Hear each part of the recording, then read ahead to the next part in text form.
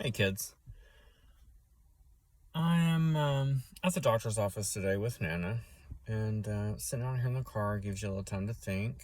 And of course, what do? We scroll, and came across a post from a cousin.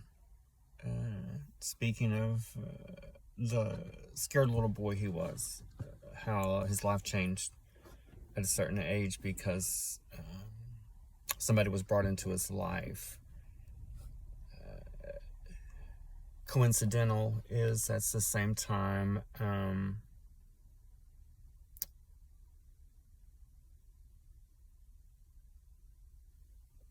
that mom was introduced to me. He and I were step cousins, and in a time when divorce was brand new, you just continue to be cousins. First generation divorced kids. We're all family, right? So anyhow, it kind of brings me to, I got to thinking about, pardon me, just what exactly happened to that generation of first generation divorced kids, latchkey, TV kids, MTV generation, Mallrats, whatever you want to call Generation X. We were the first generation to feel the effects of the enemy coming in to our brains and into our minds in a way that had never been before, and that was to sit there and watch TV. It had begun with our parents, and they kind of got hypnotized. Morgan Freeman once said that they're called programs for a reason. I've always thought of that since. Anyhow, so we were the first generation to be set in front of it. Our babysitter. Big deal was that we never had to have babysitters, children. Most moms were still in the home. And this goes against nothing with women's lib or any such of that. And this is just the progression in my mind of how we are at the point we are today. So we have this generation that is now being created by the generation before us. And so they've taken what they've been hurt and their resentment towards their parents from these men who come back from war, who have put up these guards and are now angry because what covers up grief but anger. And so we have this generation, baby boomers, who've come along and decided they're going to change the world, and peace, love, and then realize, hey, money's nicer. And therefore we have the 80s. So you have these kids that are brought up to believe the only way to succeed is to be the richest guy in town. Best dressed, yuppie-ish, 80s. We were brought up to believe that being gay is totally okay, and that we were fighting against it this entire time, media-wise. So now you have this generation of, and then there's those very 4 or 5 years of from baby boomers to Gen X's that are now becoming the influencers, the original influencers, who are basically the direct result of Elvis Presley and the Beatles. And so that fame is brand new, and they all want it. I mean, these men are gods, kings amongst us now. They run the radio, they run the media. We have just a few people in America that are running now the youth. And I mean all youth. There's not probably a person alive born from, I'll say 74, because that's when I was born, that are not directly affected by the media. Directly affected.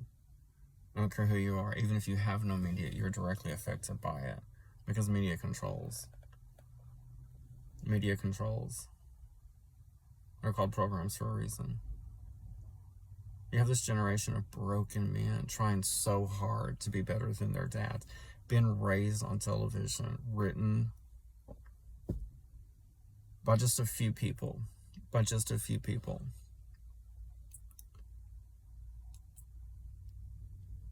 They built us.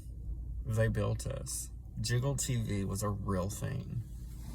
Erica Kane effect was a real thing. Norman Lear effect was a real thing.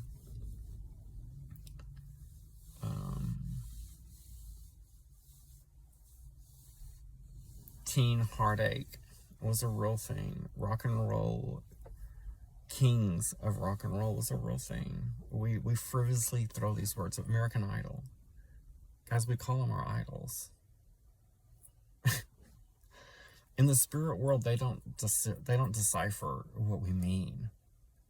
It's what comes out of our mouth, because that's what we mean. American Idol, Carrie Underwood. Wonderful, wonderful, beautiful voice.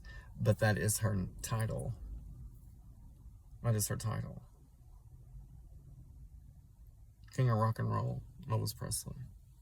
Long live the king. Ladies and gentlemen, the king has left the building. It started there. It started there. And since then, we've tried to crown everyone since. King of pop. Queen of disco. Queen of soul. Queen of rock and roll. There are kings and queens. Now there are idols.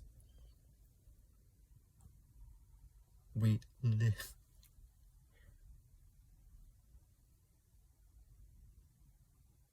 We had no one else to look up to.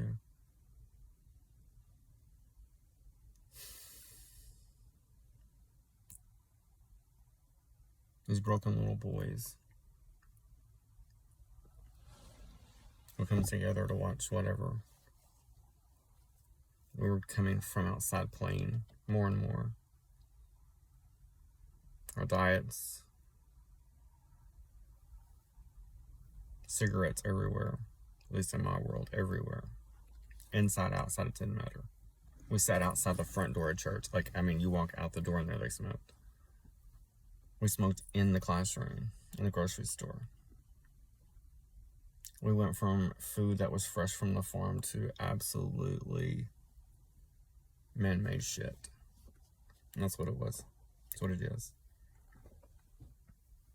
I know I'll talk about the same things many times, but it's what's given to me.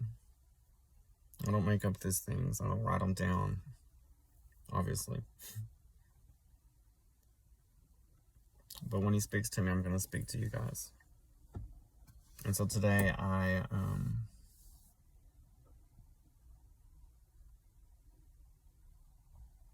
for all those little boys, and I say little boys,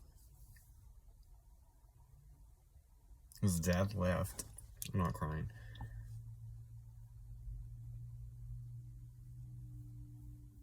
I just want to tell that little boy that your dad doesn't know.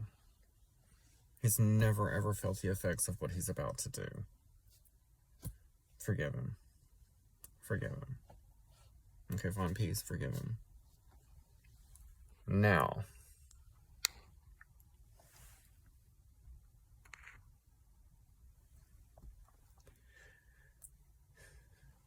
here's the big one.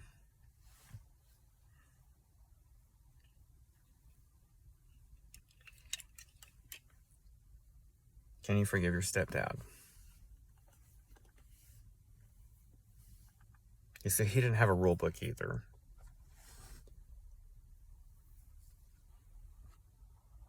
In my case, he came in with his own demons.